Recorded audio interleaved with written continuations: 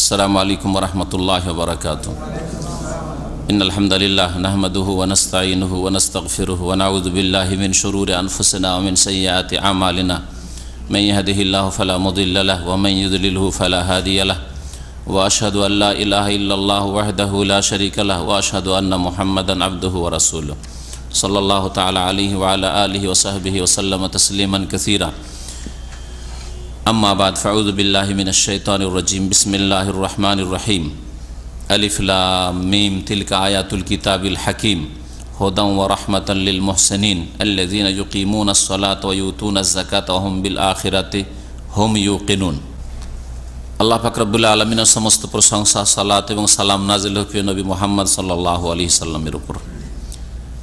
আজকে তাফসীর হবে সূরা লোকমানের। সূরা লোকমান এই সূরা নবী করিম সাল্লাল্লাহু আলাইহি সাল্লামের মক্কি জীবনে নাজিল হয়েছে। এই সূরায় লোকমান হাকিমের নাম এবং তার উপদেশ কয়েকটি আল্লাহ পাক উল্লেখ করেছেন বলেই এই সূরার নামকরণ হয়েছে সূরায়ে লোকমান। এই সূরায় বেশ কয়েকটি বিষয়বস্তু রয়েছে, তার মধ্যে শুরু হয়েছে কোরআনে কারীমের কথা দিয়ে। ঈমান বিল কিতাব, ঈমানের যে ৬টি স্তম্ভ তার একটি হচ্ছে আল্লাহ পাকের কিতাবের প্রতি ঈমান নিয়ে আসা, কিতাব সমূহের প্রতি ঈমান নিয়ে আসা সংক্ষেপে, আর বিশেষ করে কোরআনে কারীমের প্রতি, শেষ কিতাবের প্রতি বিস্তারিত ঈমান নিয়ে আসা। সংক্ষিপ্ত ঈমান আর বিস্তারিত ঈমানে পার্থক্য আছে। সংক্ষিপ্ত ঈমান মানে যেই কিতাবগুলি, গ্রন্থগুলি আল্লাহর পক্ষ থেকে নাযিল হয়েছে আমরা সেগুলিকে বিশ্বাস করি, কিন্তু আগের কিতাবগুলিকে সেই সব জাতিরা, ইহুদি খ্রিস্টানরা বিকৃত করেছে। তাওরাত ইনজিলকে শব্দের বিকৃতি ঘটিয়েছে, অর্থেরও তারা বিকৃতি ঘটিয়েছে। আর কোরআনে কারীমের প্রতি বিস্তারিত ঈমানের অর্থ হচ্ছে যে কোরআনে কারীম আল্লাহর পক্ষ থেকে নাযিল হয়েছে, যেমন তাওরাত ইনজিল নাযিল হয়েছে।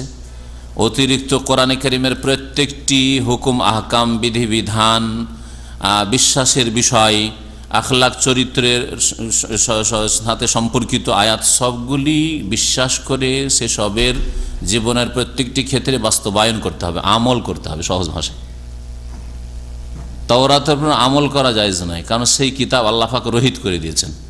তবে বিশ্বাস করা ফরজ যে সেই কিতাবটি আল্লাহর পক্ষ থেকে নাযিল হয়েছিল মুসা আলাইহিস সালামের উপর, ঠিক না? এটা সংক্ষিপ্ত ঈমান।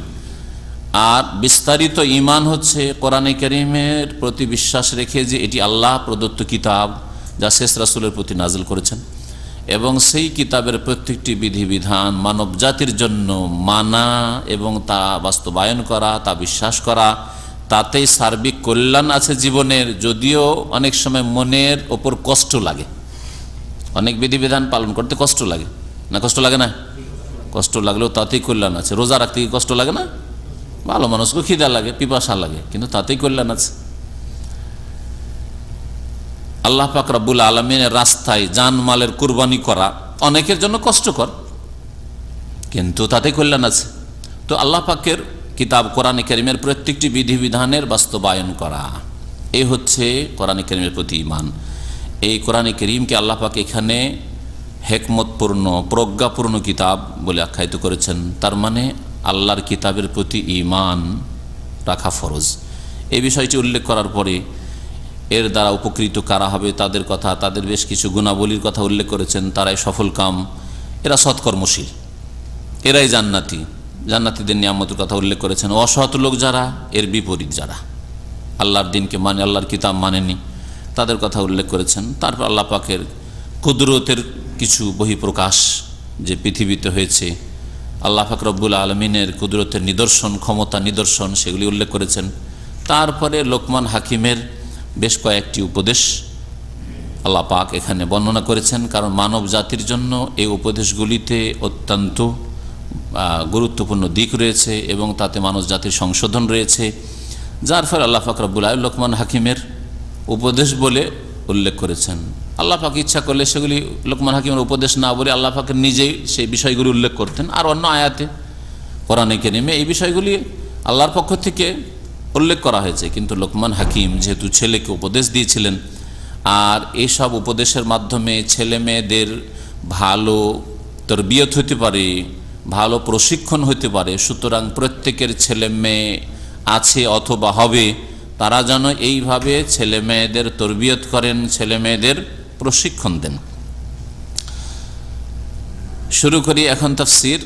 আল্লাহ পাক রব্বুল আলামিন ইরশাদ করছেন, বিসমিল্লাহির রহমানির রহিম, আলিফ লাম মিম। আলিফ লাম মিম, আলিফ লাম রা, এইরকম বিচ্ছিন্ন অক্ষরগুলি অনেক সূরায় এসেছে এর আগে, আর সেই সব জায়গায় আলোচনা বিস্তারিত হয়ে গেছে। এগুলি বিচ্ছিন্ন শব্দ দিয়ে আল্লাহ পাক রব্বুল আলামিন কাফের মুশরিকদেরকে, যারা কোরআনে কারীমকে আল্লাহর কিতাব বলে বিশ্বাস করেনি, তাদেরকে চ্যালেঞ্জ করেছেন যে কোরআনে কারীম আল্লাহ পাকের কিতাব। আমি আল্লাহ বলছি যেটা আল্লাহর কিতাব, এটা মুহাম্মদ সাল্লাল্লাহু আলাইহি ওয়াসাল্লামের রচিত নয়।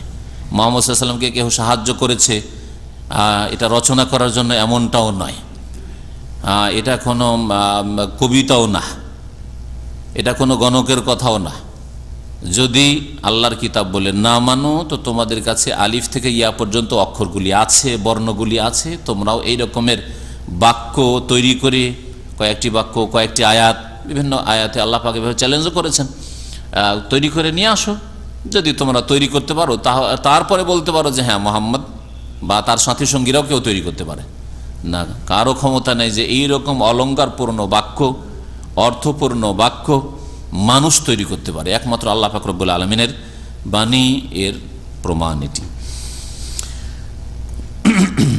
তারপর আল্লাহ পাক বলছেন, তিলকা আয়াতুল কিতাবিল হাকিম। এগুলি মানে যেগুলি আসছে এই সূরায়, তিলকা এগুলি। তিলকার শাব্দিক অর্থ হয় ওইগুলি, হ্যাঁ, তিলকা মুআন্নাস ওয়ের অর্থে, কিন্তু অনেক সময় ওই সব শাব্দিক অর্থ হইল উদ্দেশ্য হয় এই। যেমন আমরা বলছি উনি বলেছেন, ইনি সামনে আছেন তো উনি বলেছেন, বলছি না। তাজিমের জন্য, শ্রদ্ধার জন্য অনেক সময় বহুবচনও বলা হয়, আর অনেক সময় দূরে করে বলা হয়। যেমন শ্রদ্ধার জন্য একবারে বড় ব্যক্তির সাথে একবারে সেটে পাশাপাশি বসবেন, একটু দূরে, একটু সরে। অথচ বড় ব্যক্তিকে আপনি বেশি ভালোবাসেন, আপনার আব্বাকে অন্য লোকের চাইতে, ভাইয়ের চাইতে বেশি ভালোবাসেন, চাচার চাইতে বেশি ভালোবাসেন, চাচার সাথে রহস্য করছেন, চাচার সাথে একসাথে বসে যাচ্ছেন, কিন্তু বাবার সামনে না, দূরে একটু বসেছেন। অথচ বাবাকে বেশি ভালোবাসেন, তাই না? মাকে বেশি ভালোবাসেন। তো আল্লাহ পাক রব্বুল আলামিন তাজিমের জন্য হাযিহি না বলে তিলকা বলেছেন, অথচ আয়াতগুলি সামনে আসছে। এই সূরা লোকমানের আয়াতগুলি সম্পর্কে বলা হচ্ছে, তিলকা আয়াতুল কিতাবিল হাকিম। এগুলি হচ্ছে প্রজ্ঞাপূর্ণ কিতাবের আয়াত সমূহ। এমন এক কিতাব যাতে হিকমত রয়েছে। আল্লাহ পাক রব্বুল আলামিনের কথায়, আল্লাহ পাকের বিধানে, আল্লাহ পাক রব্বুল আলামিন যেসব বিষয়গুলি বিশ্বাস করতে বলেছেন, আল্লাহ পাক রব্বুল আলামিন যেসব বিধিবিধান দিয়েছেন, সবগুলিতে হিকমত রয়েছে। আল্লাহ পাক রব্বুল আলামিন যেসব ঘটনা বর্ণনা করেছেন, তাতেও হিকমত, প্রজ্ঞা রয়েছে, জ্ঞান রয়েছে। কারণ কোরআনে কারীমের কিছু আয়াতে ঘটনাবলী রয়েছে, কিছু আয়াতে আকীদার বিষয় রয়েছে, বিশ্বাসের বিষয় রয়েছে, কিছু আয়াতে ইবাদত বন্দেগীর বিষয় রয়েছে, কিছু আয়াতে আখলাক চরিত্র গঠনের বিষয়গুলি রয়েছে, কিছু আয়াতে হালাল হারাম বৈধ অবৈধের বিষয়গুলি বর্ণনা করা হয়েছে। সবগুলিতে হিকমত আছে। আল্লাহ যা হালাল করেছেন তাতে হিকমত আছে, রহস্য আছে। যা হারাম করেছেন তাতেও রহস্য আছে। যে ইবাদত বন্দেগী দিয়েছেন, সালাত, নামাজ হোক, রোজা, সিয়াম, রোজা হোক, হজ হোক, যাকাত হোক, সেসবে হিকমত আছে। হুদাম ওয়া রাহমাতাল লিল মুহসিনিন। এই কিতাব হচ্ছে সত্য পথের দিশারি। হুদান, হুদান মানে হচ্ছে হাদিয়ান। এই কিতাব হচ্ছে হেদায়েতকারী, পথ নির্দেশক, সঠিক পথ দেখিয়ে থাকে এই কিতাব। তাহলে এই কিতাবের সাথে যারা জড়িত থাকবে আকীদায়, ইবাদতে, আমলে, তারাই হেদায়েত প্রাপ্ত হতে পারে, তারাই সঠিক পথ পেতে পারে। আর এই কিতাব ছাড়া, কোরআনে কারীম ছাড়া মনে করবে অন্য কোনো পন্থায়, অন্য কোনো আদর্শ দিয়ে, অন্য কোনো জীবন বিধান দিয়ে, অন্য কোনো থিওরি দিয়ে, অন্য কোনো পশ্চিমা বা পূর্বের চীনের, রাশিয়ার সমাধান দিয়ে মনে করবে যে আমরা কোনো রকমের শান্তি হাসিল করব বা আমাদের সমস্যার সমাধান করব, হতে পারে না, হতে পারে না। এতে রয়েছে আসল হিদায়াত, দিক নির্দেশনা। ওয়া রাহমাতান, এবং এই কিতাব হচ্ছে রহমত স্বরূপ, আল্লাহ পাকের করুণা স্বরূপ। কার জন্য? লিল মুহসিনিন, সৎকর্মশীলদের জন্য। হিদায়াত রাস্তা তো কোরআনে কারীমে সকলকে দেখায়। কোরআনে কারীমে যে পড়বে তাকে ভালো রাস্তা দেখাবে। এমন কোনো পাপের কথা বলা হয়েছে? হ্যাঁ, ভুল পথে চলার অনুমতি দেওয়া হয়েছে? হ্যাঁ, একজন মানুষ হয়ে যদি চিন্তা করে দেখে যে কোরআনে কারিমে কি বলা হয়েছে, সব ভালো কাজের কথা বলা হয়েছে। কখনো বলা হয়নি যে কারো ক্ষতি করো, কখনো বলা হয়নি যে কারো সাথে বেঈমানি করো, কখনো বলা হয়নি যে কারো সাথে ধোঁকাবাজি করো। যেই চরিত্রগুলি মুসলিম অমুসলিম সবাই যদি সত্যিকার অর্থে মানুষের মতো মানুষ হয়, সবাই ভালোবাসে ওই চরিত্রগুলি। সব চরিত্রের ভালো চরিত্রের কথা কোরআনে কারিমে বলা হয়েছে। তাহলে হেদায়েত তো সকলের জন্য রয়েছে, কিন্তু এই হেদায়েত থেকে, দিক নির্দেশনা থেকে উপকৃত একমাত্র সৎকর্মশীল হয়, অসৎ লোকেরা হয় না। যাদের অন্তর বাঁকা হয়ে আছে, অন্তর রোগাক্রান্ত হয়ে আছে, শিরক কুফরি রোগে রোগাক্রান্ত, অস্বীকারের রোগে রোগাক্রান্ত, হ্যাঁ, সন্দেহের রোগে পড়ে আছে, শাহওয়াত কুপ্রবৃত্তির রোগে পড়ে আছে, তাদের জন্য কোরআনে কারিমে হেদায়েত নেই। কারণ তারা লাভবান হবে না কোরআন কারীম থেকে, তাদের ঘরে ঘরে থাকলেও লাভবান হবে না। আর রহমত কার জন্য হবে? রহমত এই করুণা থেকে উপকৃত হবে, এই আল্লাহ পাকের দয়া, কোরআন কারীম আল্লাহ পাকের দয়ার যে বহিঃপ্রকাশ, তা থেকে উপকৃত হবে সৎকর্মশীল লোকেরা। পক্ষান্তরে যারা অসৎ লোক, তাদের জন্য এই কোরআন কারীম রহমত হইল, এই রহমত থেকে কোনো ফায়দা তাদের হইল না, বরং তারা ক্ষতিগ্রস্ত। আল্লাহ পাক অন্য আয়াতে বলেছেন, সূরা বনী ইসরাইল বা সূরাতুল ইসরার একটি আয়াতে রয়েছে, ওয়ানুনাজ্জিলু মিনাল কুরআনি মা হুয়া শিফাউন ওয়া রাহমাতুল লিল মুমিনিন। আমি আল্লাহ পাক কোরআন কারীম নাযিল করেছি, তাতে রয়েছে শিফা, আরোগ্য, অন্তরে যে সব ব্যাধি রয়েছে। আর ব্যাধি এর আগে বলেছি, অন্তরের ব্যাধি কয় রকম জানা আছে? দুই রকম। এক হচ্ছে সন্দেহ, শিরক কুফরির ব্যাধি, হিংসা বিদ্বেষের ব্যাধি, এগুলো হচ্ছে সন্দেহ সংশয়ের ব্যাধি। আর এক হচ্ছে শাহওয়াতের ব্যাধি। হিংসাটা শাহওয়াতের মধ্যে, কারণ মানুষ হিংসা করে কিসের জন্য? কুপ্রবৃত্তির অনুসরণে। বাকি যেগুলি শিরক কুফরি, অস্বীকার করা ইত্যাদি, আল্লাহ পাক রব্বুল আলামিনের দ্বীনের কোনো কিছু অস্বীকার করা, এগুলি হয় সংশয়ের কারণে। শুবহাত সংশয়ের ব্যাধি, অথবা শাহওয়াত কুপ্রবৃত্তির অনুসরণের ব্যাধি। দুনিয়ার স্বার্থে আপনি হিংসা করছেন, দুনিয়ার স্বার্থে আপনি দুশ্মনী করছেন, দুনিয়ার স্বার্থে আপনি বিবাদ করছেন, দুনিয়ার স্বার্থে আপনি জেনা ব্যভিচার বা পাপে লিপ্ত, দুনিয়ার স্বার্থে আপনি জুয়া খেলছেন, আপনি মদ খাচ্ছেন ইত্যাদি। এগুলি হচ্ছে শাহওয়াতের ব্যাধি। যাদের অন্তরে এই দুই রকমের ব্যাধি আছে, অথবা দুইয়ের এক ব্যাধি আছে, এদের জন্য এই রোগগুলির শেফা এতে আছে। কিন্তু শেফা নিলে তো, যদি ডাক্তারের কাছ থেকে প্রেসক্রিপশন লিখে নিয়ে এসে আপনি ফার্মেসিতে ওষুধ না নেন, বা ফার্মেসি থেকে ওষুধ নিলেন, ইন্স্যুরেন্সের ওষুধ, আজকাল বুঝতে পারবেন এই উদাহরণটা আরো ভালো, ফ্রি ওষুধ নিয়ে এসে বাড়িতে রেখে দিলেন। অনেকে খাই না, কিন্তু ফ্রি ওষুধ নিয়ে আসে। যারা সরকারি এতে চাকরি করে তারা অনেকে এইরকম ফ্রি ওষুধ পায়, তো ওষুধটা নিয়ে নিল, ওষুধটা নেওয়ার পরে ব্যবহার করলো না, লাভ হবে? রোগ ভালো হবে? তো কোরআনে কারীমে আল্লাহ পাক শিফা বলেছেন, প্রেসক্রিপশন আল্লাহ পাক রব্বুল আলামিনের পক্ষ থেকে।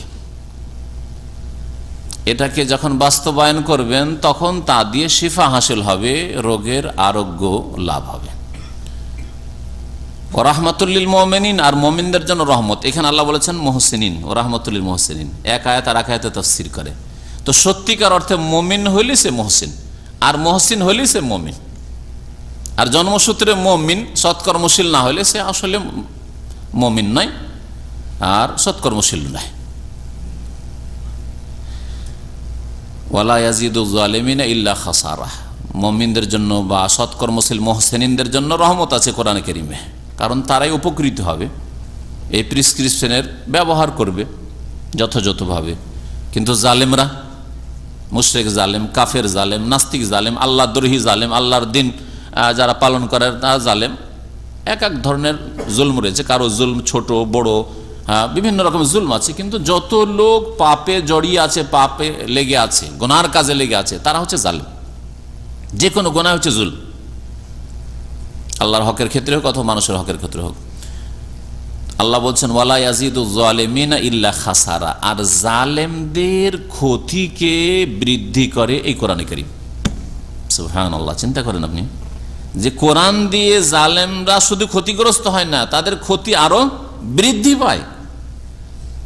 কোরআনে কারীম যতদিন আসেনি, সত্যকে জানেনি, আরব মুশরিকদের মধ্যে অনেকে আছে যাদের কাছে সঠিক ঈমান ইসলামের কোরআনের দাওয়াত পৌঁছেনি। আল্লাহ পাক তাদের সম্পর্কে বলছেন ওমা কুন্না মুআযযিবিন হাত্তা নাবআসা রাসূলা, যদি তাদের কাছে রাসূল না পৌঁছে থাকে, রাসূলের দাওয়াত তাওরাত ইনজিলের দাওয়াত না পৌঁছে থাকে, তাহলে কখনো আযাব দেব না তাদেরকে। ওমা কুন্না মুআযযিবিন, আমি আযাব দিবই না, আল্লাহ বলছেন, হাত্তা নাবআসা রাসূলা, যতক্ষণ রাসূল না পাঠিয়ে দিই। এই জন্য একজন মাদ্রাসা পড়া লোক যদি কোরআন এবং হাদিস সঠিকভাবে না মানে, শিরক বিদআত করে, তার অপরাধ। আর একজন মূর্খ লোক, হ্যাঁ, যে জানার কোনো সুযোগ সুবিধা পায়নি, অশিক্ষিত মহলে অশিক্ষিত পরিবারে জন্ম নিয়েছে, দুইজনের মাঝে অনেক পার্থক্য আছে। হতে পারে আল্লাহ পাক রব্বুল আলামিন তাকে মাফ করবেন, অনেক ক্ষেত্রে মাফ করবেন। বেশ কিছু জিনিস আছে যেগুলি কমন সেন্সেও ধরা যেতে পারে, অথবা জানার কোনো ব্যবস্থা হয়েছিল কিন্তু জানার চেষ্টা করেনি, তখন সে ধরা পড়বে আল্লাহ পাকের কাছে। আল্লাহ বলছেন জালেমদের ক্ষতি আরো বৃদ্ধি করে এই কোরআনে কারীম। কেন? জালেম পাপিষ্টরা কোরআনে কারীম আসার পরেও যখন কোরআনে কারীম পড়লো না, অর্থ বুঝলো না, ব্যাখ্যা বিশ্লেষণ বুঝলো না, কোরআনে কারীম নিয়ে আল্লাহ পাক গৌর ফিকির চিন্তা করতে বলেছেন, গভীরভাবে পড়াশোনা করতে বলে, চর্চা করলো না, বাস্তবায়ন করলো না, পৌঁছিল ইসলামের দাওয়াত কোরআনের দাওয়াত, কিন্তু অবজ্ঞা করলো, অমান্য করলো, তাহলে ক্ষতি বৃদ্ধি হইল, ক্ষতি বৃদ্ধি হলো তাদের। দেখেন একই পরিবেশে মানুষ হয়েছিল আবু বকর, ওমর আর আবু জাহাল, আবু লাহাব, ঠিক না? একই পরিবেশের লোক ছিল, একই সমাজের লোক ছিল, বরং অনেকে একই বংশের একই গোত্রের লোক ছিল, একই মায়ের পেটের বা একই ঘরের সব ভাই বোন ছিল। কিন্তু কারো জন্য কোরআনে কারীম শেফা হইল, রহমত হইল, হামজার জন্য রাদিয়াল্লাহু আনহু, আব্বাস রাদিয়াল্লাহুর জন্য কোরআনে কারীম শেফা হইল, রহমত হইল, আবু তালেবের জন্য, আবু লাহাবের জন্য, একই বাপের ছেলে আব্দুল মুত্তালিবেরই সব এই ছেলেগুলি, এদের জন্য কোরআনে কারীম শেফা হইল না, রহমত হইল না। ওয়ালা ইয়াজিদুজ জালিমিন ইল্লা খাসারা, এরা আরো ক্ষতিগ্রস্ত হইল। তাব্বাত ইয়াদা আবি লাহাব, হামজার ভাই, রাসূলুল্লাহ সাল্লাল্লাহু আলাইহি ওয়াসাল্লাম এটাও চাচা ওটাও চাচা। আল্লাহ বলছেন আবু তালেবের 2 হাত ধ্বংস হোক, সেও ধ্বংস হোক। অতএব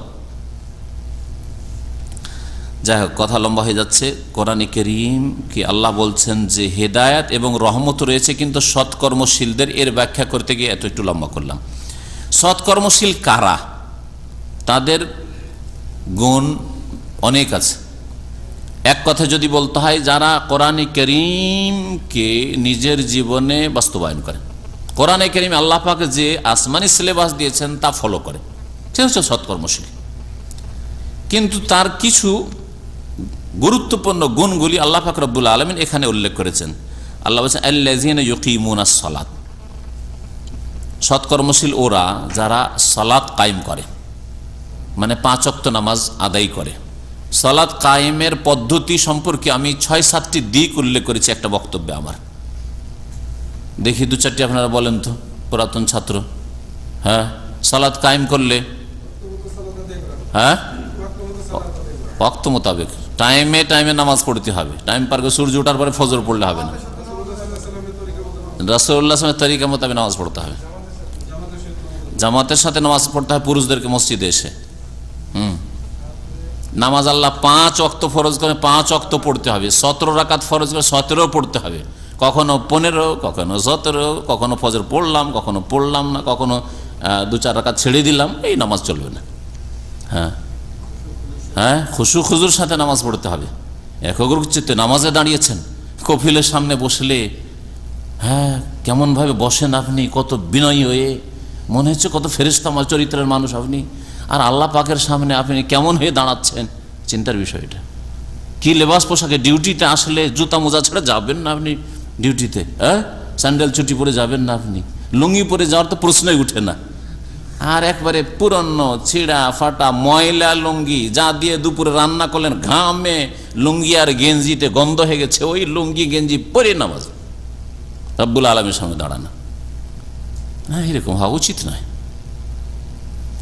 তো নামাজ কায়েম করি, নামাজ কায়েম করতে হবে, নামাজের হেফাজত করতে আল্লাহ বলেছেন অন্য আয়াতে।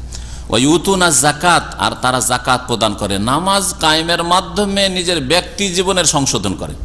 একজন মানুষ সত্যিকার অর্থে নামাজি হলে তার ব্যক্তি জীবনের সংশোধন করে নিতে পারে, পাপ মুক্ত হইতে পারে, সালাতের মতো সালাত আদায় করলে, আল্লাহ পাক যেভাবে আদায় করতে বলেছেন। আর মানুষের আর্থিক সমস্যার সমাধানের জন্য, অন্যরা আশেপাশে গরিব অভাবী আছে, আত্মীয় স্বজন হোক, দেশবাসী হোক, মুমিন মুসলিমরা হোক, ওয়ুতুনা যাকাত, যাকাত প্রদান করে। সৎকর্মশীলদের চরিত্র হচ্ছে তারা যাকাত দিয়ে থাকে। আল্লাহ পাক পয়সা দিয়েছেন, 100 টাকা আমাকে দিয়েছেন, 2.5 টাকা আমার নয়, এটা গরিব মিসকিনের, এটা ইসলামের খেদমতে, এটা দাওয়াতের কাজে, এটা আমার পকেটে থাকবে না, আমার ছেলেমেয়েরা ভোগ করতে পারবেন, এটা হারাম।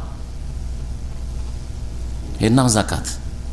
এর দ্বারা দেশের অভাব দূর করতে হবে, দারিদ্র মোচন করতে হবে। ওয়াতুনা যাকাত ওয়াহুম বিল আখিরাতি হুম ইউকিনুন, আর তাদের তৃতীয় চরিত্র হচ্ছে তারা পরকালে দৃঢ় বিশ্বাস রাখে, ইয়াকিন রাখে। শুধু গতানুগতিক বিশ্বাস নাই যে বাপ দাদা বলতো যে আখিরাত আছে, পরকাল আছে, জান্নাত জাহান্নাম কিসসা কাহিনী শোনার মতো না, ওইরকম না। দৃঢ়ভাবে বিশ্বাস রাখে যে আখিরাত আছে, পরকাল আল্লাহর সামনে হাজিরা দিতে হবে আর জবাবদেহি করতে হবে। এই হচ্ছে কার গুণ? হ্যাঁ, সৎকর্মশীলের গুণ। যারা সৎকর্মশীল হবে তাদের এগুলি গুণ। এই আয়াতগুলিকে সূরা বাকারা প্রথম আয়াতগুলির সাথে একটু মিলিয়ে দেখুন তো। হ্যাঁ, এই আয়াতগুলি সূরা বাকারা আয়াতগুলি তাফসীর করে প্রথম দিকে। আলিফ লাম মিম যালিকাল কিতাবু লা রাইবা ফিহি হুদাল লিল মুত্তাকিন, এখানে আছে হুদান ওয়া রাহমাতুল লিল মুহসিনিন। এখানে সৎকর্মশীল বলা হয়েছে, ওখানে আছে মুত্তাকিন, আল্লাহ ভীরু বলা হয়, যারা সংযত, পাপ গুনাহ থেকে বাঁচতে চায়, মুত্তাকি তারা। তাকওয়া মানে বেঁচে থাকা, যারা গুনাহ থেকে বাঁচতে চায়, আল্লাহর আযাব থেকে রক্ষা পেতে চায়, মুত্তাকিনদেরকে কোরআন হেদায়েত করবে বলেছেন। মুত্তাকিনদের গুণ আল্লাহ ওখানে বলেছেন। কি প্রথম গুণ হচ্ছে আল্লাযিনা ইউমিনুনা বিল গায়ব, যারা না দেখে বিশ্বাস করে, আল্লাহকেও না দেখে বিশ্বাস করে, আল্লাহর ওহীকে না দেখে বিশ্বাস করে। নবীর উপর ওহী এসেছে, কেউ দেখেছে নাকি? সাহাবীরা দেখেছিলেন না, হয়তো কোন একবার দেখেছেন জিবরাইল আলাইহিস সালামকে, তাও জানতে পারেন যে এটা জিবরাইল। চলে যাওয়ার পরে জানছেন যে প্রশ্ন করছিলেন উনি জিবরাইল ছিলেন। ওহীকে না দেখে বিশ্বাস করেছে, জান্নাত জাহান্নাম পরকালের কথা না দেখে বিশ্বাস করেছে, কবরের জীবন না দেখে বিশ্বাস। আল্লাযিনা ইউমিনুনা বিল গায়ব, যারা না দেখে বিশ্বাস করে। আখিরাত এখানে একটা তার উল্লেখ করা হয়েছে, ঈমান বিল গায়ব, তাহলে অত্যন্ত ব্যাপক অর্থ রাখে। হ্যাঁ, তার একটা অংশ হচ্ছে ওয়াহুম বিল আখিরাতি হুম ইউকিনুন, পরকালে বিশ্বাস রাখে। পরকালের যতগুলি স্তর আছে, মত থেকে শুরু করে মৃত্যুর সময় যে মালাকুল মত আসে, আর সৎকর্মশীলদের মত কেমন হয়, অসৎ পাপীদের মত কেমন হয়, লাঞ্ছনা কর, আর শাসানির ধমক দিয়ে তাদের রোগগুলিকে নিয়ে যাওয়া হয়, এগুলি একজন কাফের অমুসলিম বিশ্বাস করে না। পক্ষান্তরে একজন মুসলিম এই আখিরাতের এগুলিকে বিশ্বাস করে। এখান থেকে শুরু করে একেবারে জান্নাত জাহান্নাম, সিরাত, শাফাত, হাউজে কাউসার সবকিছু একজন মুমিন বিশ্বাস করে। এগুলি ঈমান বিল গায়ব, না দেখে বিশ্বাস করা। আর এগুলি হচ্ছে ওয়াবিল আখিরাতি হুম ইউকিনুন। আল্লাহ বলছেন আল্লাযিনা ইউমিনুনা বিল গায়ব ওয়া ইউকিমুনাস সালাতা আর ওয়া মিম্মা রাযাকনাহুম ইউনফিকুন, আর যা আমি তাদেরকে দিয়েছি তা থেকে তারা ব্যয় করে, খরচ করে। ওখানে ইউনফিকুন আল্লাহ বলেছেন, এখানে যাকাত দেওয়ার কথা। তাহলে যা কিছু দিয়েছি তা থেকে ব্যয় করে, তার মানে যাকাত দেয়। এছাড়াও আর একটি তাফসীর তার আছে, কারণ কোরআনের অর্থে ব্যাপকতা আছে, সুতরাং সেটাকে সংকীর্ণ করার কোনো প্রয়োজন করেন। সেটা হচ্ছে আপনার ওপর যেই ফরজ ব্যয় বহন রয়েছে সেটাও আপনি করবেন। আপনার স্ত্রী, আপনার ছেলে মেয়েদের খরচ খরচা চালানো, আপনার বৃদ্ধ বাপ মা বা অভাবী বাপ মা আছে আর আপনি আয় ইনকাম করেছেন, তাদের খরচ আপনার ফরজ। আপনার তালাক প্রাপ্তা বিধবা বোনেরা আছে, তাদের খরচ ফরজ। আপনার খালা ফুফু আছে, তাদের দেখাশোনার আপনার ছাড়া আর নিকটবর্তী কেউ নেই, তাহলে আপনার ওপরই শুধু ফরজ। এগুলিও মিম্মা রাযাকনাহুম ইউনফিকুনের মধ্যে শামিল। তাহলে এই আয়াতগুলি ওই সূরা বাকারার প্রথম দিকের আয়াতগুলির তাফসীর করে। ওখানে যেভাবে আল্লাহ পাক বলেছেন, তারপরে ওখানে আর একটু বাড়তি আছে। হ্যাঁ, আর কি আছে? হ্যাঁ, ওয়াল্লাযিনা ইউমিনুনা বিমা উনজিলা ইলাইক, হে নবী তোমার উপর যা নাযিল হয়েছে তাও বিশ্বাস করবে না, কোরআনে কারীমকে বিশ্বাস করবে। ওয়া মা উনজিলা মিন ক্বাবলিক, আর এর পূর্বে যা নাযিল হয়েছে, তোমার পূর্বে যা নাযিল হয়েছে, মানে তাওরাত ইনজিল আগের কিতাবগুলিকে বিশ্বাস করে, সেগুলি আল্লাহর পক্ষ থেকে নাযিল হয়েছিল। যেগুলি নাযিল হয়েছে সেগুলিকে আল্লাহর কিতাব বলবে, আর যেগুলি আল্লাহর পক্ষ থেকে নাযিল হওয়ার কোনো দলিল নেই, হ্যাঁ, কাল্পনিক কথাবার্তা বলবে না বা অনুমান ভিত্তিক কথাবার্তা বলবে না। বলবে না যে বুদ্ধদেবেরও কিতাব, হ্যাঁ, যেটা গ্রন্থ সেটাও আল্লাহর দেওয়া, বলবে না। বলবে না যে বেদ আল্লাহর দেওয়া, কারণ এই সম্পর্কে আমাদের কোনো দলিল নেই আমাদের কাছে। রামায়ণ মহাভারত ঐশী বাণী, এটা বলবে না কখন। তাওরাত ইনজিলের মতো, কারণ আমাদের কাছে কোনো দলিল নেই এর। কিন্তু আমাদের কাছে দলিল আছে, তাওরাত ইনজিল আল্লাহ পাকের পক্ষ থেকে নাযিল হয়েছে, জাবুর আল্লাহর পক্ষ থেকে নাযিল হয়েছে, সুহুফ ইব্রাহিম ও মুসা আল্লাহর পক্ষ থেকে এগুলো কোরআনে কারীমের আয়াত দ্বারা প্রমাণিত।